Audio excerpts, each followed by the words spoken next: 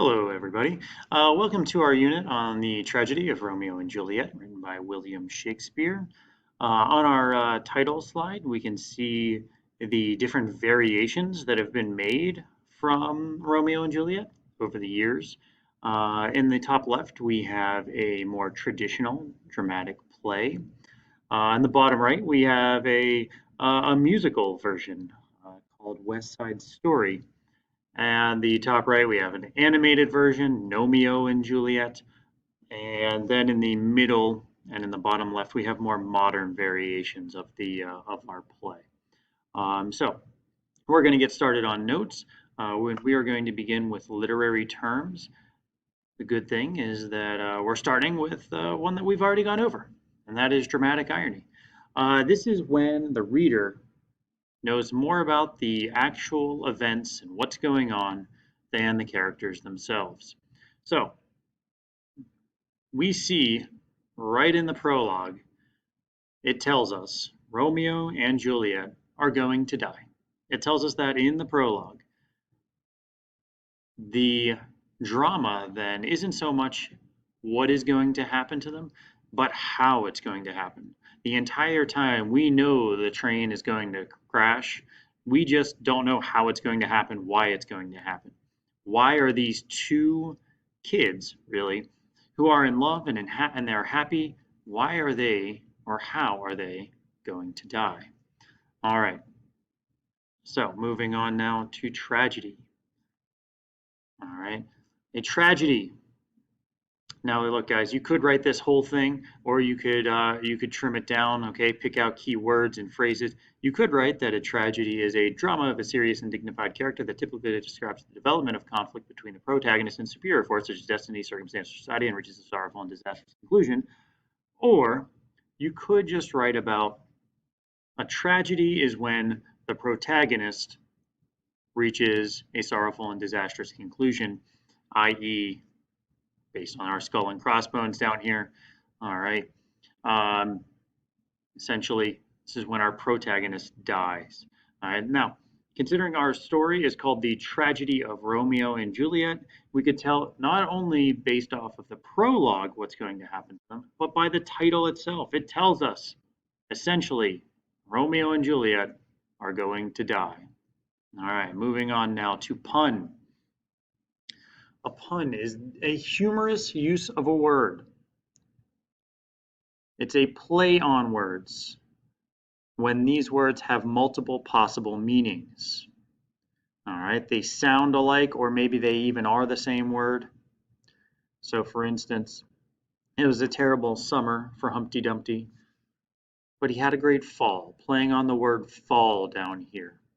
Okay, referring to autumn, the season, or also just falling down, like Humpty Dumpty had a great fall. Over here on the right, we have another example, picture perfect, playing off of the word picture and picture. All right, the typical phrase usually picture perfect, and here we have a pitcher perfect, where a pitcher has thrown what is referred to in baseball terms as a perfect game. Next, we have a soliloquy. All right, this is a dramatic device that allows a character to speak directly to themselves, expressing their thoughts aloud. This happens when they are alone on the stage. All right, so in drama and plays, we don't necessarily always get these high definition zoom ins on characters' faces where we're able to read their thoughts and their feelings and their body language. So we've got characters speaking aloud to us. What are they thinking? Okay, they are speaking essentially to themselves. They're just sharing their thoughts aloud so that we understand what's going on. All right, this is slightly different from a monologue. A monologue is a lengthy speech which is directed toward other characters. All right, so a soliloquy, they share their thoughts aloud. There's no one else on stage. A monologue is actually them speaking to other characters in a very lengthy manner. So they are not alone on stage. All right? There is a difference. And if that wasn't confusing enough, we also have an aside. All right? So an aside is part of an actor's lines, supposedly not heard by other characters on the stage and are intended only for an audience. It's almost like an aside is a mix of a soliloquy and a monologue. All right? So in an aside, there are other characters on stage. However, those characters apparently do not hear the aside. And in an aside, just like a soliloquy, they are speaking kind of in our direction. All right. Now, the thing about an aside is that an aside is typically very short, whereas soliloquies and monologues are typically pretty lengthy. All right, a prologue is a passage before the actual beginning of the story. I mean, this is used for background information, explaining past events, history, anything like that. In our prologue, I already told you, we're going to hear that Romeo and Juliet are going to die. We also hear about the feud between the two families, and we'll kind of get more into that here in a minute. Next is an oxymoron. An oxymoron is a figure of speech that combines contradictory terms. All right, so we look up in the top right, we have icy hot. All right, saying someone is pretty ugly is kind of an interesting take on an oxymoron. We also have monopoly, combining mono and poly. Mono meaning one, poly meaning many. All right, so oxymorons are going to be used pretty frequently, especially at the beginning of our play. So, background information. All right. I told you earlier that our prologue is going to tell us a little bit about the feud, and I'm going to speak on it here for a minute. We know that the Capulets and the Montagues are bitter rivals. We don't really know why this hatred has started. All right. You don't need to write this down, by the way, not these next few slides. Okay. So Romeo and Juliet was first published in 1597, and it was republished a few years later. It was originally by Arthur Brooke. It was a long, dense narrative poem. It was originally called The Tragical History of Romeo and Juliet. Shakespeare did make a few changes, however. He made her Juliet younger, and he also uses Elizabethan English. All right. So again, you don't need to write any of these words, so I'm actually going to skip them. All right, and we're going to get into the characters. So, first character that we have is Romeo. Hey guys, this is important. Please write down the family that each character is associated with if a family is given. So, Romeo is a Montague. All right. He is the only son and heir of Montague and Lady Montague. He's about 16 years old, and he's described as this handsome, intelligent, sensitive kid. Now, he lives in the middle of this violent feud where, you know, his family members are and friends are essentially killing other people. But he's not interested in this violence at all. He thinks it's all really stupid, and he does his best to stay out of it. All right. So again, just like earlier, guys, please don't write down all of this information. Okay, pick out what you believe is the most important aspects of it. As a hint, what is bolded is probably pretty important. All right. So next, we obviously have Juliet. Notice Juliet is a Capulet. She, just like Romeo, is the only child of Capulet and Lady Capulet. She is 13 years old. She is very naive. She has thought very little about love, marriage, anything like that. All right. And just as, you know, the majority of girls would in this instance, she stays out of the violence as well. All right. So she really kind of begins this play as a very simple character. All right. Next, we have Benvolio. And despite what this picture in the middle might imply, Benvolio is actually a peacemaker, or at least that's how he's viewed. All right, he diffuses the violence in public places. Benvolio is Romeo's cousin.